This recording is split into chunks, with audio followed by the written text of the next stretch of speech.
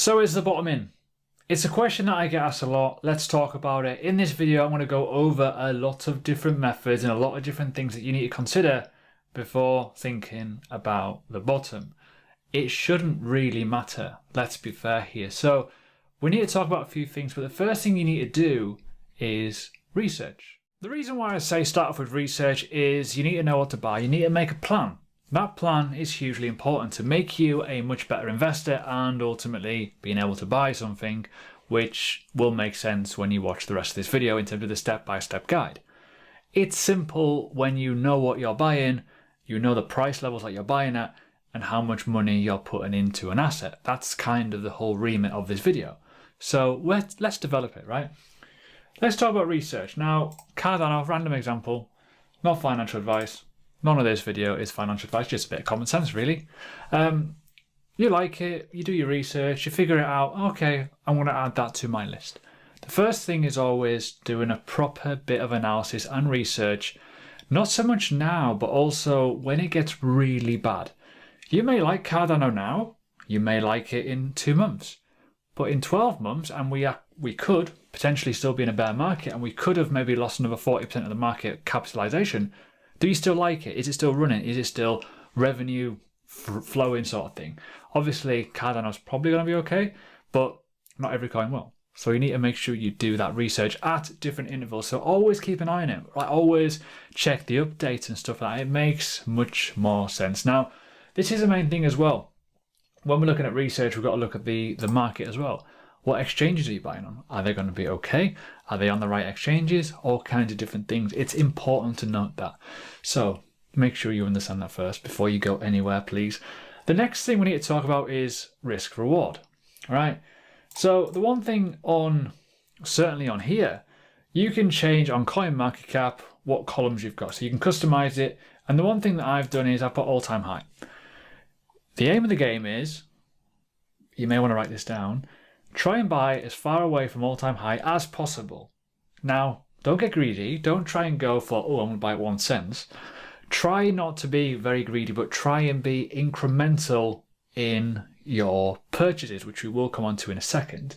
So let's just look at XRP. Its all-time high was $3.84. It didn't actually break its all-time high in the new market run, I don't think. Or if it did, it was somewhat close to it. No, it didn't. It didn't get anywhere close to it. But you get the idea in terms of where these can go. But some did, bang, right the way through. So you've got to be somewhat careful. But let's look at Polkadot. Maybe you may be looking at buying that around $5. Cool. Maybe $4, even better. $3? Okay. You get the picture, right? So remember the risk reward. You want to have enough risk. Now, with BTC, even at 21k, I'm not interested. I've already got BTC from $600 levels back years ago.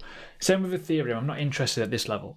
If Ethereum goes to like sub $500, I'll be all over it. Definitely all over it. And I say that on my Patreon. I do like a project roundup of a lot of things that I'm interested in. I'm going to analyze them, go over the levels. If they hit the hit, happy days. And we're going to come on to that now. Dollar cost averaging. So when you're making your plan about the bottom, which is a phantom thing anyways, because you don't know when the bottom is until it really happens. You need to, A, have that plan, do that research, find that percentage level, and most importantly, gradually accumulate. Now, we're looking at the BTC chart here, right? Cool, happy days. You may want to buy at 20k. You may want to buy at around 13k. You may even look at 10k, but you may not get them all. This is a thing.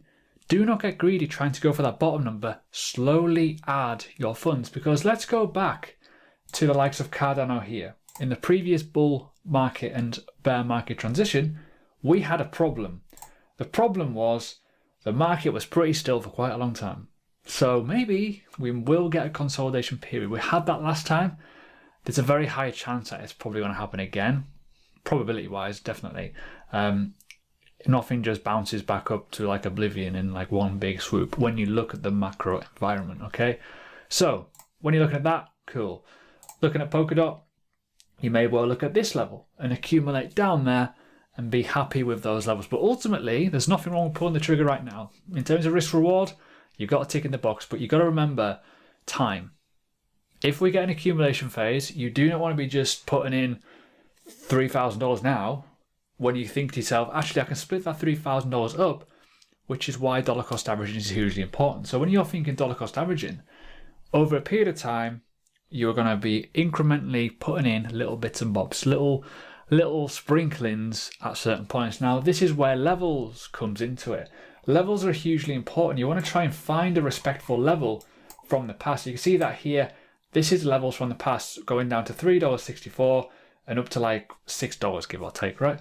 They're going to be levels of interest for a lot of people to accumulate. If we go lower, guess what? Carry on going. Providing the research still stacks up and it's still absolutely fine as an asset to accumulate. You can look at the likes of Litecoin and look at previous levels from the past. Where does it go? Well, when we look at like the weekly time frame, we can look at the fact of like certain situations. Obviously, this is only on Binance, which it has been a lot lower in the past. But you can look at the fact of, well, $23, around there. What about $34? Cool. It's all about making that plan and being able to own that plan. Which brings me to acceptance. You got to accept it. You've already made your plan. You've already divided up your funds. You've already found your levels. You've already done all the research and all kinds of good stuff. Guess what you're going to do? You're just going to accept it and roll with it. Roll with it and just crack on, because you have not done anything on a knee-jerk reaction. And even if it isn't the bottom and it does bounce, you've got something. You've got some extra funds, and then you can add with momentum with the extra funds that you don't have in the market, which are sitting there on the sidelines, were limit orders. And remember, flip your bias. You know, the acceptance is you're either going to get your orders at full discounted price, or you may miss some of them, but the acceptance is, let's go. Bear market kind of somewhat over. We're starting to trend up now. The life cycle starting to come back into the market, and you can just add, because let's be honest with you. Let's just say, for example, with Litecoin, you have an order at $20, and let's just say you miss, but you hit an order at like 28. You know, the all-time high of this was $413. You're not going to be missing by much, let's be fair here. So please just make sure you understand that that spare capital that you've got should definitely be utilised in the right way. Lastly, the profit. Take profit, please. If you're doing all this hardship, if you're doing all this research, if you're doing all this emotional drawdown that you may be finding yourself into when you're dollar cost averaging for a long time, we may be in a series of reds for a long, long time. Take profit, please. I cannot stress this enough. The one thing that you can utilise as taking profit is obvious. One, your own portfolio.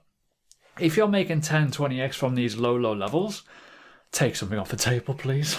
You know, you don't even have to have a metric, you just look at your portfolio. The next one is obviously look at likes of moving averages. Look at other sentiment-based situations where you may find fear and greed and all kinds of good stuff. I don't want to go too deep in terms of profit taking. It's a whole new video. I can do a lot. I've already got videos on my channel about that. Make sure you look at those. I am going to be doing a little mini bear market course, which will cover bits like this and more stuff, about an hour long. So guess what? Hit the subscribe button. It'll be out in the next few weeks. Should be a good one.